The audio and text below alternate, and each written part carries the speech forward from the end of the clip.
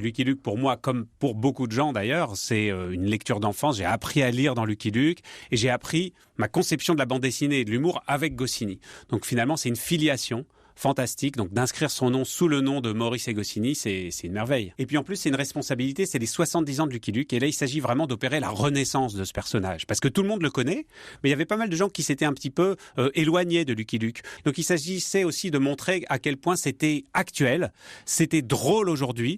Et avec HD, on a essayé de faire un album justement en retrouvant ces principes fondamentaux de la série qui étaient les différents niveaux de lecture, toutes les références, et que à la fois un enfant de 5 ans, il soit embarqué dans l'histoire avec des bagarres dans les saloons, des attaques d'Indiens, mais que aussi finalement ses parents, ses grands-parents puissent vraiment le lire en découvrant plein de choses, des allusions à la société, à des films, à des chansons.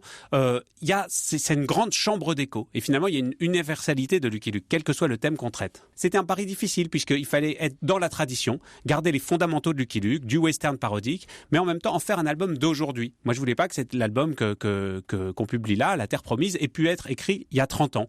Il y a en filigrane plein de résonances avec aujourd'hui, et puis la façon de parler, le rythme peut-être, et puis le fait que Lucky Luke ait un peu évolué en ce sens où il est un peu moins désincarné, un peu moins visage de marbre qu'auparavant. Là, on a un Lucky Luke qui rit, qui se met en colère, qui est étonné.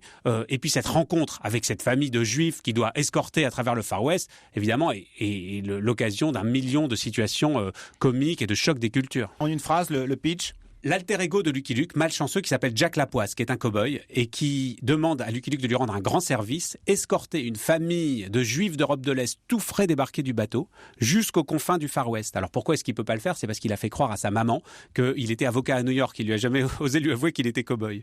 Et donc Lucky Luke va devoir trimballer la famille Stern, le grand-père, la grand-mère, qui va lui donner à manger pendant tout l'épisode de la carpe farcie.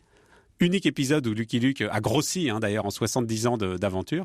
Et puis le petit garçon Yankel, qui prie plus vite que son ombre, qui est pas très intéressé par toutes les choses religieuses. Et enfin, la jeune fille. C'est rare, comme vous voyez, il y a des personnages féminins dans ce Lucky Luke. Et ça, c'est une rareté par rapport au Lucky Luke traditionnel. Je pense que c'est aussi une marque du 21e siècle. C'est-à-dire que, voilà, c'est plus un type tout seul, avec son cheval. Finalement, cet album de Lucky Luke, il est politiquement correct ou politiquement incorrect ? Oh, moi, j'aime pas du tout ces termes, en fait. Je pense que c'est un album insolent, irrévérencieux, mais quand même bienveillant.